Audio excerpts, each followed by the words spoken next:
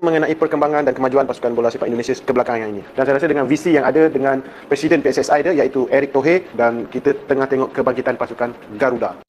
Tepat malam ini, nekat coret Indonesia dari anggota AFF dan Malaysia terkejut. Timnas U17 tampil gila di Piala Kemerdekaan padi malam.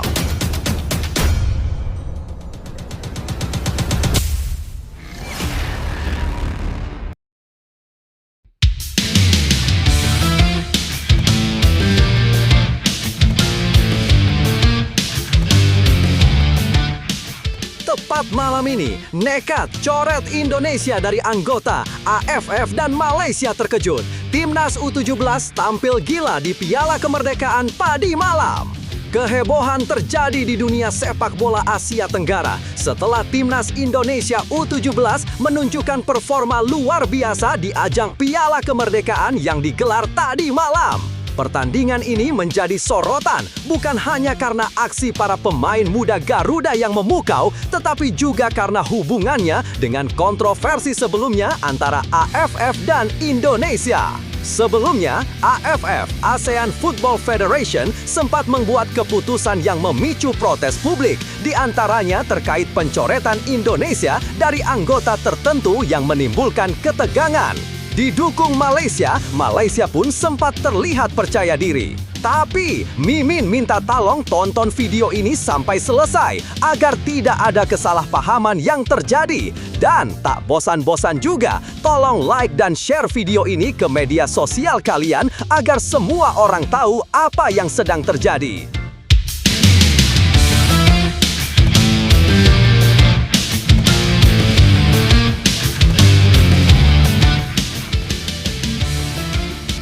Sementara itu, di sisi lain, Timnas U17 Indonesia kecolongan di menit akhir. Nova Arianto ingatkan pemain untuk tetap fokus. Timnas U17 Indonesia memulai kiprah di Piala Kemerdekaan 2025 dengan hasil imbang melawan Tajikistan. Laga yang digelar di Stadion Utama Sumatera Utara, Medan, Selasa 12/8/2025 berjalan sengit dan penuh drama hingga detik terakhir. Anak asuh Nova Arianto sejatinya tampil cukup meyakinkan sejak awal pertandingan. Mereka berhasil memimpin lewat gol Muhammad Mierza Firjatullah di menit ke-35. Sayangnya, keunggulan itu hanya bertahan 1 menit sebelum Zarif Zoda dari Tajikistan menyamakan kedudukan. Timnas kembali unggul di babak kedua, tepatnya pada menit ke-15 lewat gol Fadli Alberto. Namun, petaka datang di ujung laga. Saat kemenangan sudah di depan mata, Tajikistan memanfaatkan kelengahan pertahanan Indonesia dan mencetak gol penyeimbang di menit ke-90 melalui Nazrullah. Skor akhir pun 2-2. Usai pertandingan, pelatih Nova Arianto tak bisa menyembunyikan rasa kecewanya. Ia menegaskan bahwa fokus penuh selama 90 menit plus tambahan waktu adalah hal mutlak di sepak bola, terutama saat melawan tim yang kualitasnya berada di atas. Gol di menit akhir itu terjadi karena konsentrasi pemain sedikit menurun. Gol pertama juga akibat kesalahan di daerah pertahanan. Sekecil apapun kesalahan, pasti bisa dimanfaatkan lawan, ujar Nova. Pelatih berusia 46 tahun itu menegaskan bahwa hal ini akan menjadi bahan evaluasi penting, apalagi Piala Kemerdekaan 2025 hanyalah salah satu ajang persiapan sebelum Piala Presiden 2025 dan menghadapi lawan-lawan yang lebih tangguh di level internasional. Di Piala Dunia nanti, lawan yang kita hadapi akan lebih baik dari kita. Karena itu, fokus dan disiplin harus menjadi kunci di setiap pertandingan. Nah, sebelum lanjut mendengar berita ini, untuk para netizen, keluarkan satu kalimat pamungkas untuk menanggapi kabar ini. Ayo teman, berikan tanggapan kalian di kolom komentar. Bravo Timnas U17, bravo Nova Arianto, bravo PSSI. Ayo Garuda, buktikan bahwa level kita sudah dunia. Buktikan bahwa kita adalah raksasa Asia, juara Piala Dunia U17 harga mati.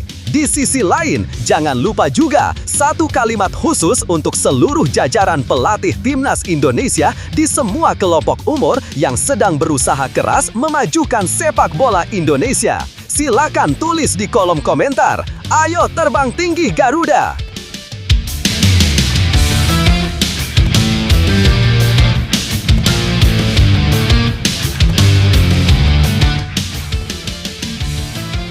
Mari kita lanjut teman-teman. Hasil imbang ini memang bukan yang diharapkan, tetapi menjadi pengingat bahwa 1 detik kelengahan bisa menghapus kerja keras sepanjang laga. Timnas U17 Indonesia kini dituntut untuk belajar cepat agar tak mengulangi kesalahan serupa di laga-laga berikutnya. Lebih lanjut, Timnas U17 Indonesia jelas punya potensi besar, tapi pertandingan melawan Tajikistan menunjukkan bahwa potensi saja tidak cukup jika tidak dibarengi konsentrasi penuh hingga peluit panjang dibunyikan. Gol penyeimbang di menit akhir memang sering terjadi ketika mental bertahan mulai longgar, dan ini menjadi alarm keras bagi para pemain muda agar belajar menjaga fokus sampai detik terakhir. Nova Arianto benar menegaskan pentingnya disiplin dan kewaspadaan, apalagi target mereka adalah menghadapi level kompetisi yang jauh lebih tinggi. Piala Kemerdekaan memang hanya turnamen persiapan, tapi justru disinilah mental juara harus ditempa. Lebih baik belajar dari kesalahan sekarang daripada mengulanginya di laga yang taruhannya jauh lebih besar. Kuncinya bukan sekedar memperbaiki pertahanan, tapi juga membangun kebiasaan bahwa setiap momen di lapangan punya nilai yang sama pentingnya, entah itu di menit pertama atau detik terakhir. Kalau mental ini bisa tertanam, hasil imbang kemarin akan berubah menjadi pelajaran mahal yang membentuk tim lebih tangguh di masa depan. Patrick Kluivert siapkan 32 pemain timnas Indonesia untuk hadapi Kuwait dan Lebanon di September 2025. Pelatih timnas Indonesia, Patrick Kluivert, dikabarkan akan memanggil 32 pemain untuk menghadapi Kuwait dan Lebanon pada jeda internasional September 2025. Kedua laga ini rencananya digelar di Stadion Gelora Bung Tomo, Surabaya, Jawa Timur. Pertandingan melawan Kuwait akan berlangsung pada Sabtu 6 September 2025. Sementara jadwal pasti kontra Lebanon masih menunggu kepastian. Ketika melawan Cina dan Jepang pada 5 serta 10 Juni 2025 lalu, Kluivert juga memanggil 32 pemain. Pola yang sama diprediksi akan kembali dilakukan dengan pengumuman skuad kemungkinan jatuh pada 20 Agustus 2025, tepat 16 hari sebelum laga melawan Kuwait. 2 pemain keturunan baru.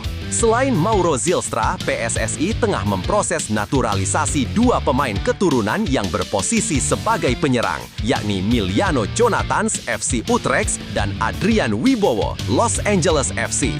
Kehadiran keduanya diharapkan bisa menambah daya kedor Garuda, apalagi timnas akan menghadapi tantangan berat di babak keempat kualifikasi Piala Dunia 2026 zona Asia melawan Arab Saudi pada Oktober mendatang.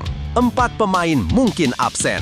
Ada potensi absennya 4 pilar timnas senior, Marcelino Ferdinand, Justin Hubner, Ivar Jenner, dan Rafael Struijk.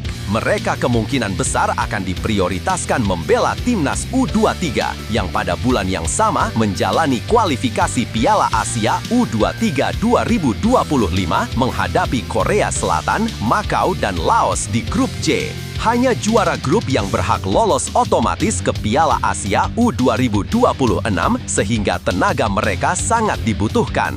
Prediksi skuad 32 pemain timnas Indonesia versus Kuwait dan Lebanon. Kiper Hernando Ari, Marten Paes, Reza Arya, Emil Audero, Nadeo Argawinata.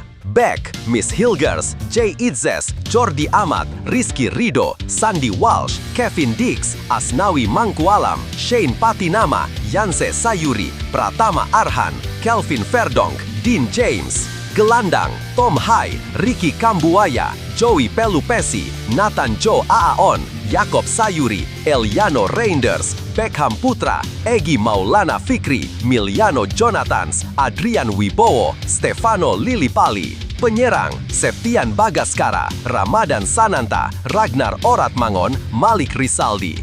Jika prediksi ini benar, laga September nanti bisa menjadi ajang debut pemain baru sekaligus ujian bagi skuad Garuda untuk mengukur kekuatan jelang fase penting kualifikasi Piala Dunia. Lebih lanjut, situasi ini menunjukkan bahwa Patrick Kluivert tampaknya ingin menjaga konsistensi jumlah pemain yang dipanggil demi menjaga kedalaman skuad, apalagi jadwal timnas Indonesia di tahun ini cukup padat. Kehadiran dua calon pemain naturalisasi seperti Miliano Jonathans dan Adrian Wibowo bisa menjadi suntikan tenaga segar, terutama di lini serang yang seringkali menjadi sorotan.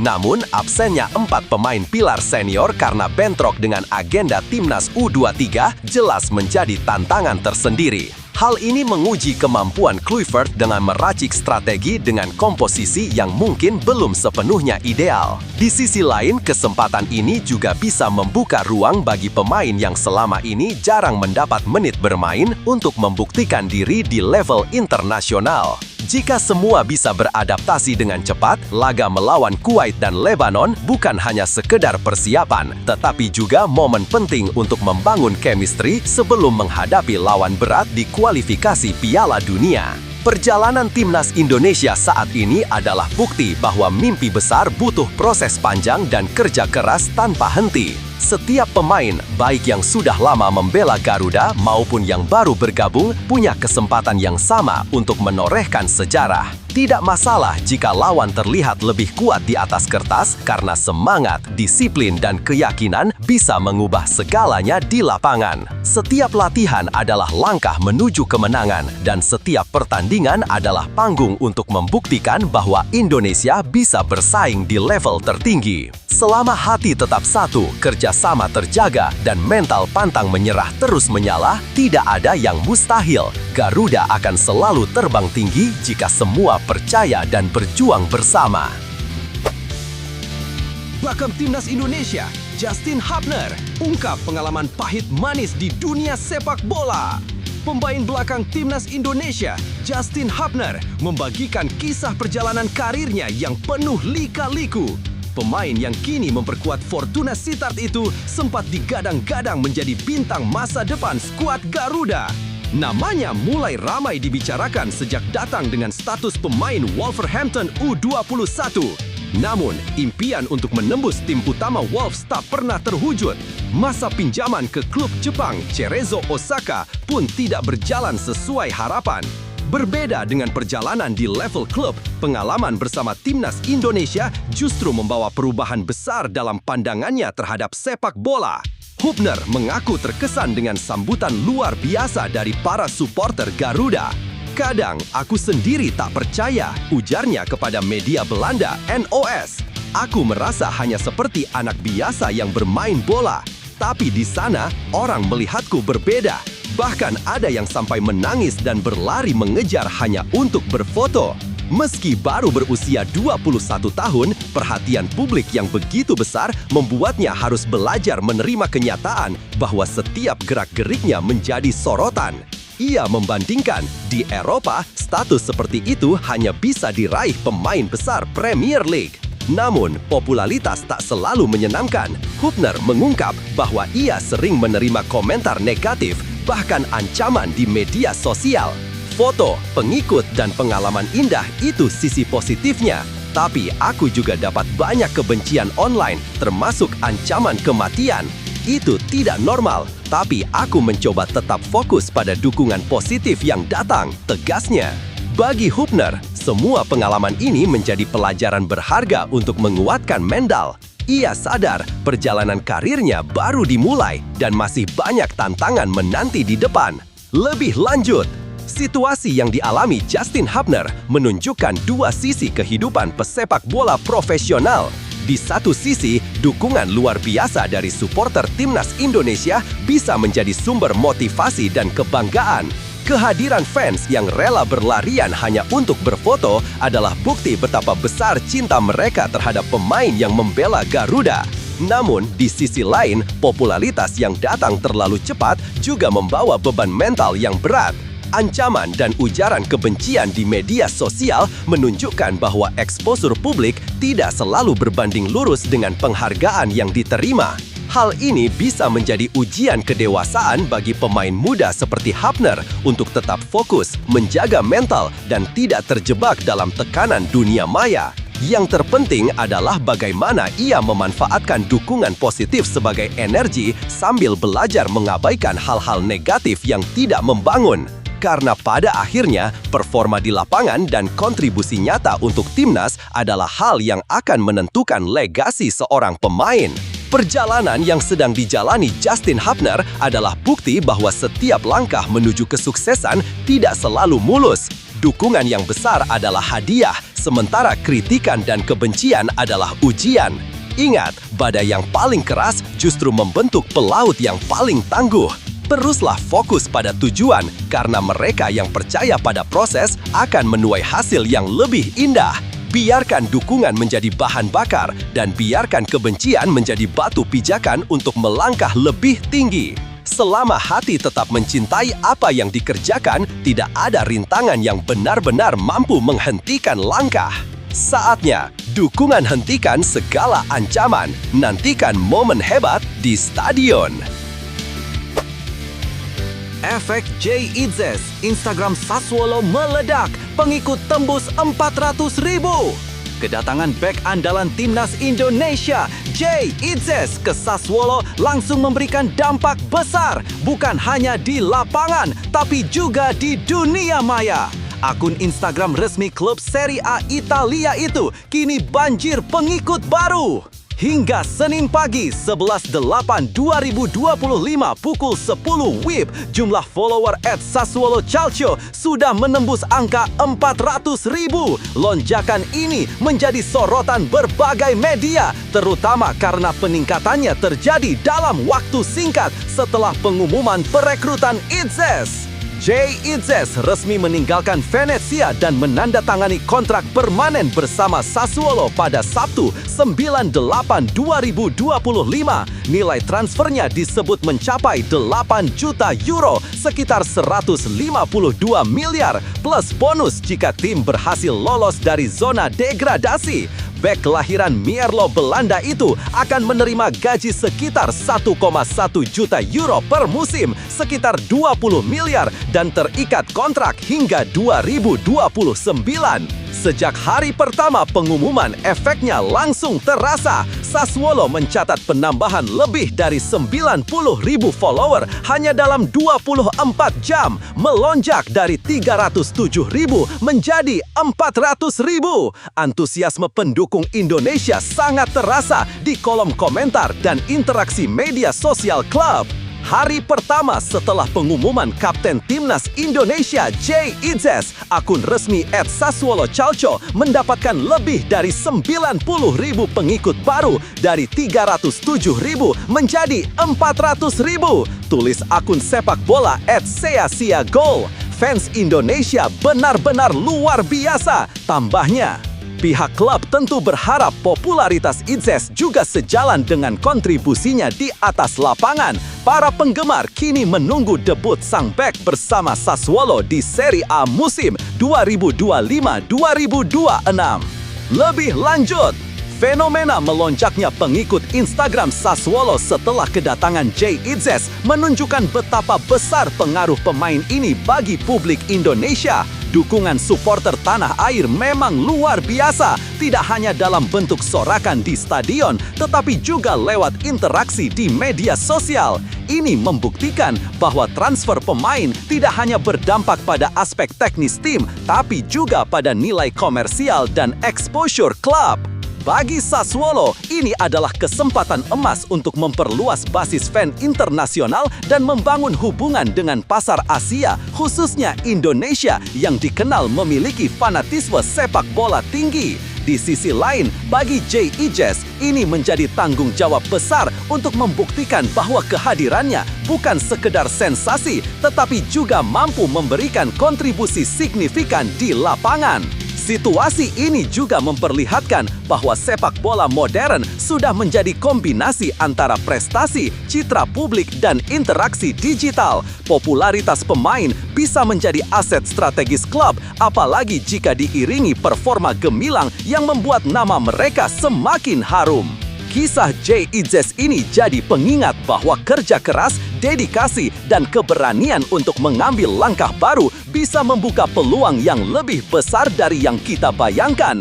Dari seorang pemain yang berkarir di luar negeri, kini ia tidak hanya membela klub Serie A, tetapi juga mengharumkan nama Indonesia hingga membuat dunia memperhatikan. Kalau Jay bisa meraih mimpinya dengan tekun dan percaya diri, kita pun bisa. Tidak peduli dari mana kita memulai, yang terpenting adalah terus bergerak maju, memanfaatkan setiap kesempatan, dan berani keluar dari zona nyaman. Ingat, usaha yang kita lakukan hari ini bisa menjadi pintu bagi keberhasilan di masa depan. Jadwal siaran langsung Timnas Indonesia U17 versus Tajikistan U17 di Piala Kemerdekaan 2025. Timnas Indonesia U17 akan kembali beraksi di Piala Kemerdekaan 2025 dengan menghadapi Timnas Tajikistan U17. Laga ini akan berlangsung di Stadion Utama Sumatera Utara, Deli Serdang pada Selasa 12 Agustus 2025 mulai pukul 19.30 WIB dan akan disiarkan langsung di Indosiar. Turnamen Piala Kemerdekaan 2025 diikuti oleh 4 negara peserta, yaitu Indonesia U17, Tajikistan U17, Uzbekistan U17, dan Mali U17.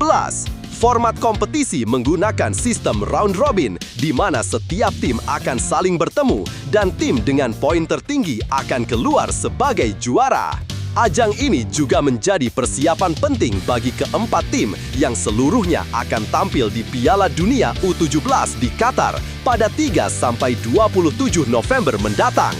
Indonesia dan Tajikistan memastikan tiket ke turnamen dunia itu setelah menjadi juara grup di Piala Asia U17 2025. Mali datang sebagai runner-up Piala Afrika U17 2025, sedangkan Uzbekistan menjadi juara Piala Asia dengan catatan sempurna, 5 kemenangan dari 5 laga.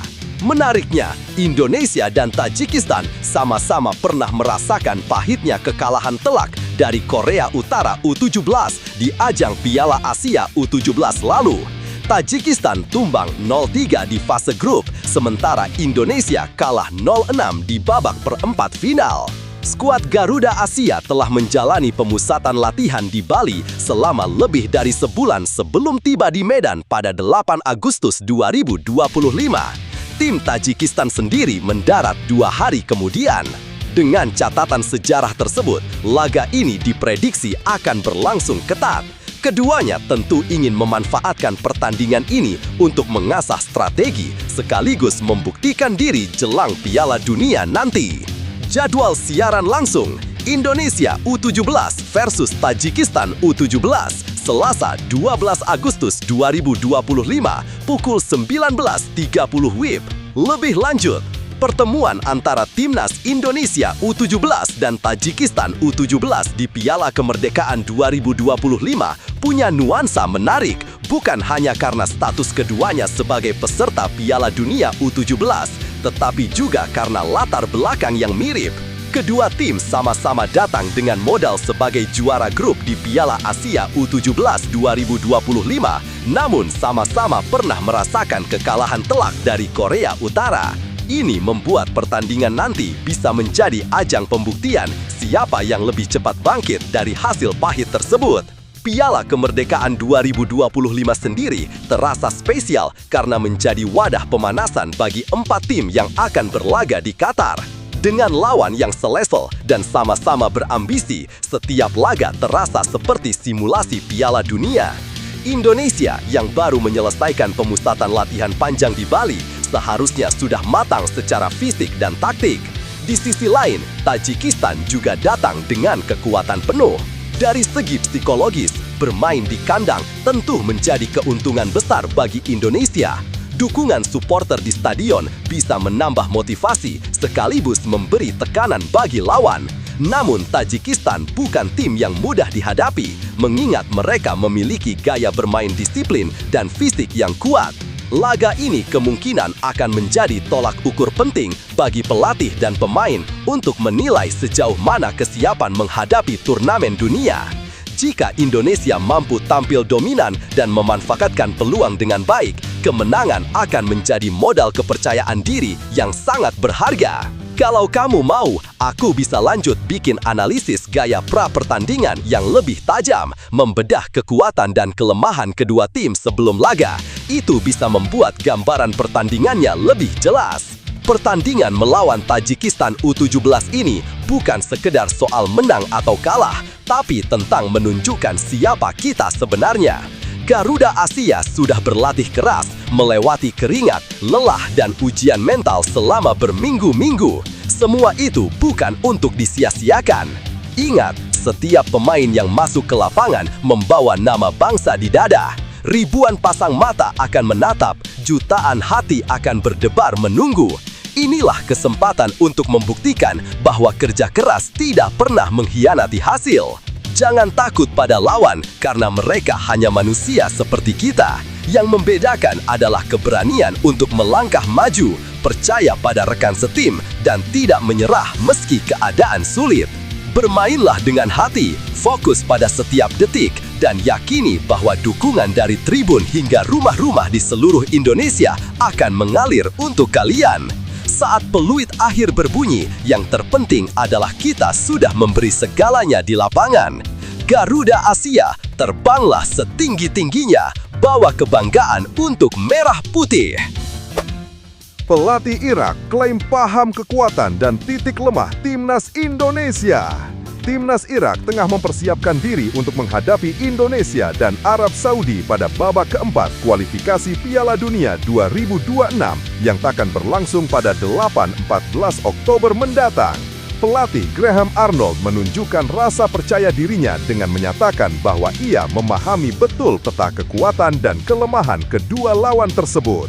Saya memiliki banyak pengalaman melawan Arab Saudi dan Indonesia. Saya tahu di mana letak kekuatan mereka dan apa saja yang menjadi kelemahan mereka, ujar Arnold dikutip dari Quora.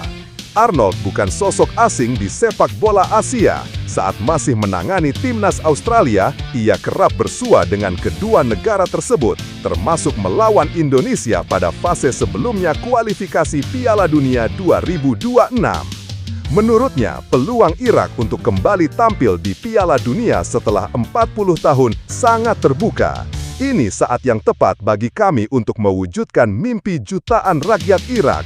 Kami akan berjuang keras agar bisa lolos, tegasnya. Arnold menambahkan bahwa fokus timnya adalah mencapai performa terbaik secara fisik maupun mental pada Oktober nanti. Saya percaya penuh kepada pemain. Saat waktunya tiba, kami akan siap meraih kemenangan. Tidak masalah siapa lawan kami atau di mana laga digelar, tujuan kami tetap menang di dua laga playoff tersebut. Irak akan menghadapi Indonesia di Jeddah pada 11 Oktober sebelum berduel dengan tuan rumah Arab Saudi pada 14 Oktober. Lebih lanjut, pernyataan Graham Arnold jelas menunjukkan rasa percaya diri tinggi jelang pertemuan dengan timnas Indonesia. Ia mengaku mengetahui kekuatan dan kelemahan skuad Garuda, yang berarti Irak kemungkinan sudah menyiapkan strategi khusus untuk meredam permainan Indonesia. Namun, di sisi lain, klaim seperti ini juga bisa menjadi motivasi tambahan bagi pemain Indonesia untuk membuktikan bahwa mereka bukan lawan yang mudah dibaca. Sepak bola sering menghadirkan kejutan, dan keunggulan di atas kertas belum tentu menjamin kemenangan di lapangan. Pertarungan nanti akan menjadi ajang pembuktian, bukan hanya soal taktik, tetapi juga mental dan semangat juang. Jangan gentar hanya karena lawan merasa sudah tahu kelemahan kita. Justru disitulah kesempatan untuk menunjukkan bahwa timnas Indonesia punya kejutan yang tidak mereka duga. Setiap pertandingan adalah lembaran baru, dan semangat juang bisa mengalahkan analisis di atas kertas. Bermainlah dengan hati, fokus, dan percaya diri. Ingat, sejarah selalu diciptakan oleh mereka yang berani menantang batasnya sendiri. Saat peluit pertama dibunyikan, tunjukkan bahwa Garuda tidak pernah terbang melawan badai.